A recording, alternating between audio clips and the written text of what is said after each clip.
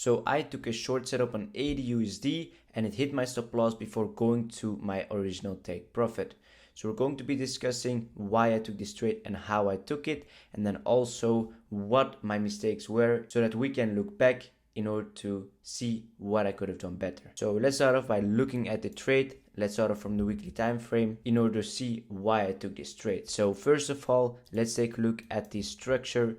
We are clearly swing bearish, and after that we broke this swing structure, we got a retracement up until those premium prices, where from there price is too expensive again, so from there we could then sell off. So after that we tapped premium prices and we grabbed liquidity at that point. We then saw that the order flow changed bearish at this low and then also at this low, meaning that this is now our supply in control and this supply should push us down lower. Also, you can see all of these open lows over here, so this is also something nice to target on the weekly time frame. If we go over to the daily time frame, what can we then see? Well, we are bullish, but it doesn't really matter because we could still trade towards the discount prices to make a pullback towards those prices. Also, the yearly level is over there, which acts like a magnet, which is really nice to trade towards. So after we hit that supply and grab liquidity at that point, we also on the daily time frame changed bearish order flow. And at this point, this again was your supply and control, same as on the weekly time frame. And then what happened is that we broke the daily fractal bullish. So this is our overall order flow supply zone that should push us down lower.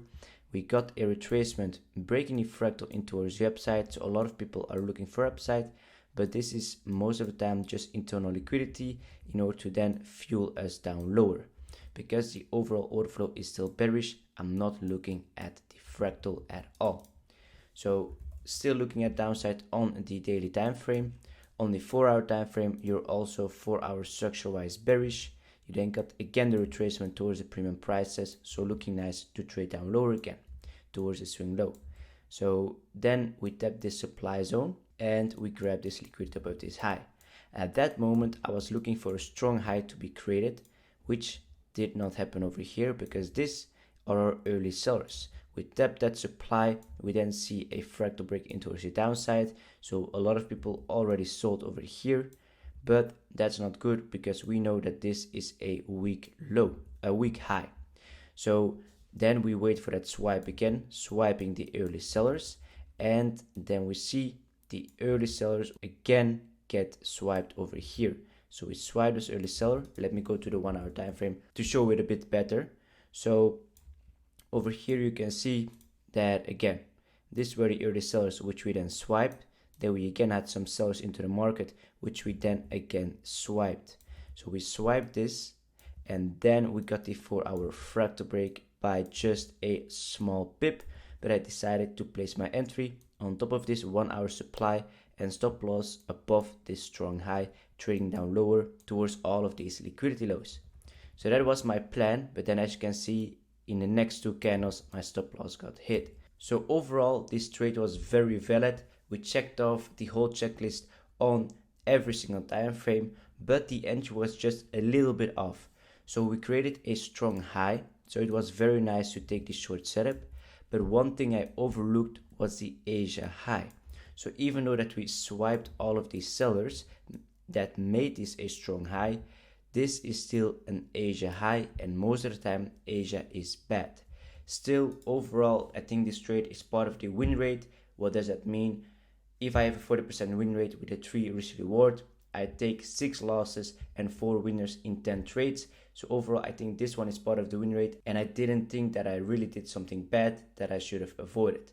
I think I always will take these kind of setups because they're really clean on all time frames, and we got a strong high that was created. So after the confirmation, I just entered. Yes, these were Asia highs, but overall, I think this is still strong because it swiped those highs, and that would make me think that this one is strong in order to then place your stop loss above that safe high. Now, unfortunately for us, we swiped that and then moved down lower, but overall, like I said, this one is a valid setup and I'm going to take this one 10 out of 10 times.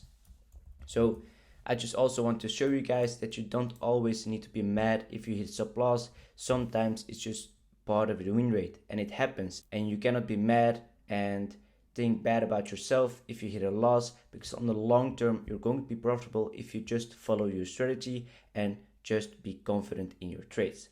So that was the trade breakdown for today. I hope you guys learned a psychological lesson this time, but see you guys in the next one.